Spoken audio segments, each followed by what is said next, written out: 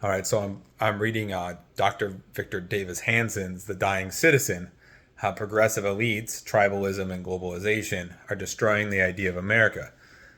Now, this is a man who he is classically educated. He was a history professor, but there's just so many botched analyses in this book. It's just brutal.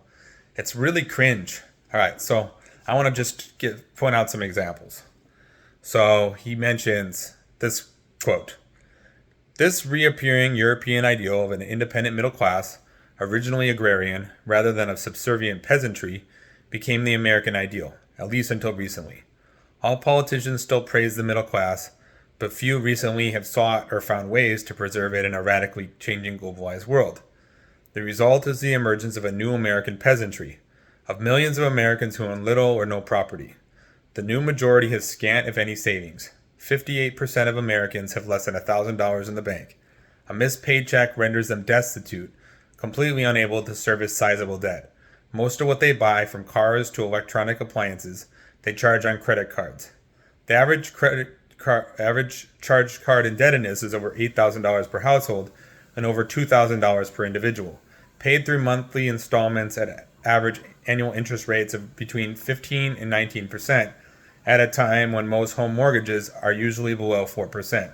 Now, let me debunk or go through some of these things he mentions line by line. So, he brings up a radically changing globalized world. Remember, we had NAFTA. Who pushed it through? The Republicans. What did NAFTA do? It defanged the middle class.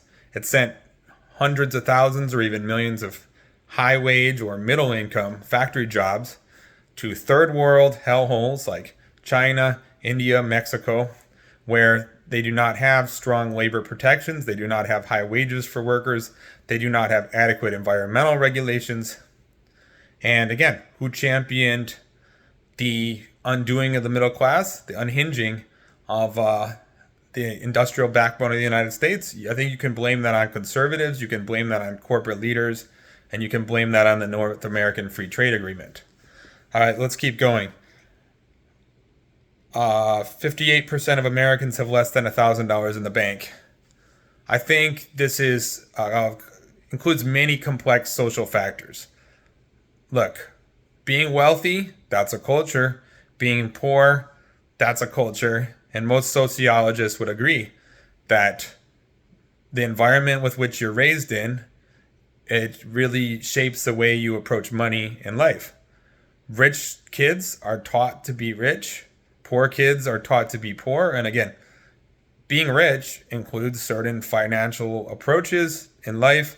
Being poor involves certain attitudes towards money and certain approaches towards money. And again, that's basic sociology. All right, let's keep going. He mentions interest rates of 15 to 19%.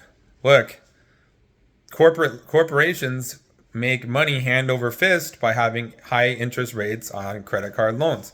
Now, regulators like the progressive Elizabeth Warren, she would prefer to limit the amount that credit cards can charge in interest. That would be a common sense regulation that the federal government could make if they wanted to. But again, who fights against that? Right-wing political action committees, PACs. Corporations don't want it. Wealthy donors to both the Republican and Democratic Party do not want it. So again, okay, let's keep going. The new majority of Americans have scant, if any, savings.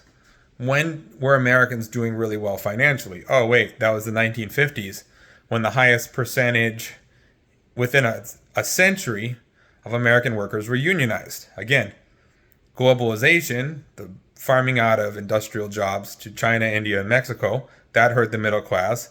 The deunionization of the middle class hurt the middle class. The lack of regulation on credit card rates hurts the middle class and the poor. So long story short, on every single area that has damaged the middle class, the right wing and corporations are directly responsible.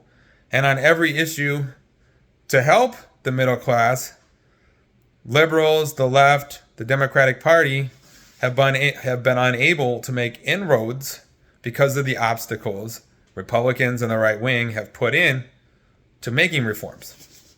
So, again, Dr. Victor Davis Hanson, he does a wonderful job of providing a diagnosis, but he does a terrible job of providing a prescription of what would be involved to improve social conditions in our country.